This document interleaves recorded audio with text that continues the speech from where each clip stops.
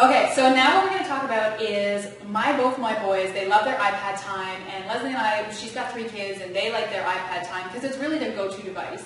So what do we do about posture, and what's the best posture for them when they're using their iPad? Because I know sometimes Parker and my son Nathan are like this, which as I just learned, that's not the perfect posture. That's actually the worst thing they could be doing. So what do I do when my kids are using the iPad? Right.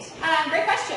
The nice thing about iPads is they're very portable. So we can do a lot with them. Okay. And I would say my kids are the same. It's kind of the replacement for the television. It is, they do right? whatever it is they want to do for the time that they're able.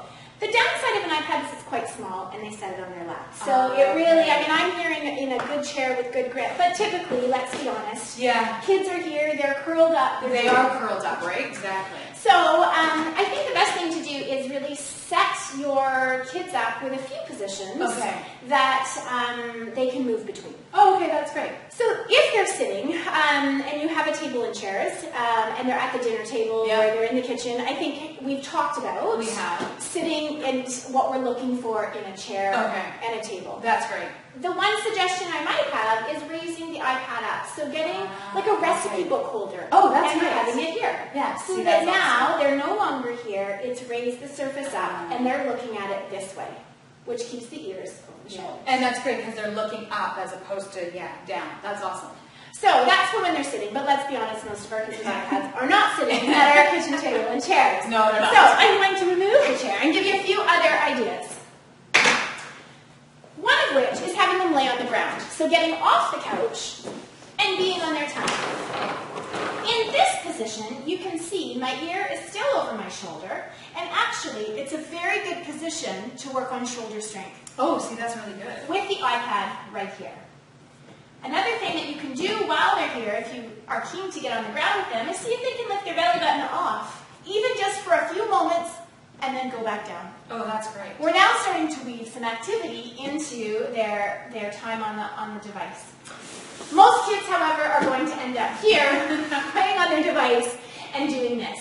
Again, not bad. It's a change in position than slouching forward. But if they're on the floor, I would encourage you to see if you can get their elbows under their shoulders and get them used to this position. That's great. From here, kids move around. Getting them into a kneeling position is also a great position to be in. Oh, that's fantastic. And being down in this fashion, again, it's just something different than being here. Yeah, which we see all the time, right? We don't want them like that. That's right. And so I guess what I'm saying is, as your kids are moving, try to give them an opportunity, whether it's a yoga mat on the floor, to say, you know what, that's your yoga mat. You get to write it. The blue one's Johnny's and the red one's Sally's. Yeah. So that they will take you up on laying down and get themselves out of on the couch like this. That's great. The other suggestion would be, if they're on the floor, 2 suggestions. One is to get them sitting right up against something. And I'm doing something and I want you to see, you walk your hips backwards so that your bottom, your pelvis, is as close to the support as you can. You now either have a little bench or a little table, even one of the iPad or the bed cushions, or just raise your knees up. Oh, just raise your knees. See, that's good. Yeah. And now you're here. You're there. That's You've got the back support of a wall or even a couch to help them stay upright. They're still going to look down, but we've got better posture here. But what I like about that position is because if my kid is back behind if his back is at the back of the couch, he could have a controller in his hand. So for a console game like the Xbox or whatever, that's actually a better position for him to be in because he's going to be looking directly at the screen, right? So again, I've got him right there. Absolutely. And if you're looking up, it's better. It's better. So if you've got your television screen on the wall, you're now looking up, and you've got some support here. That's fantastic. You can also mimic this on the couch. Oh, okay. We talked about the couches being too big. Yes. Depending on if you've got an extra, like a second couch with the cushions that come off, you can take that cushion, let's call it this, and on a seat depth that is far too long, if you put the cushion like this, you've now shortened the seat depth so that kids can actually get some support from the back. And sit either cross-legged in the couch. Great. Oh, that's great. Or even just push them all the way to the back of the couch and try to get their hips Yeah. as close to the surface, whatever that is, as you can. Okay, so just in case I'm not sure if we were clear about it, but what we were talking about is that couches these days are way too big for kids. In fact, they're probably way too big for adults. So it's trying to make the furniture more kid-friendly, and that's why we're talking about couches, is, put that behind so that it's better for their posture. That's right. And most of the kids are probably sitting on the couch in some form of relaxation, if you will.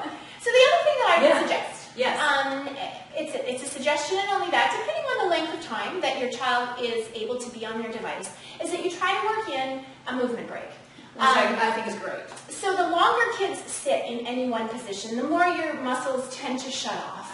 Okay. If you're not sitting like you are now, nice and active, generally they're going to, mentally they're focused on whatever's in front of them, and slowly they're going to slouch into a position.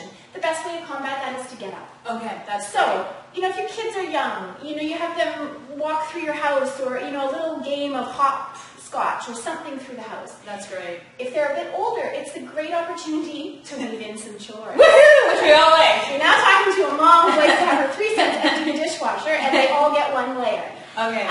So we have a timer, and at 10 or 15, 20 minutes, the timer goes off, and everybody has to get up and do one of their chores. And that's great, and I really like that, and I'm actually going to try it with my kids, because I think Parker, my son, loves his iPad time. I've called him a YouTube monster for a reason.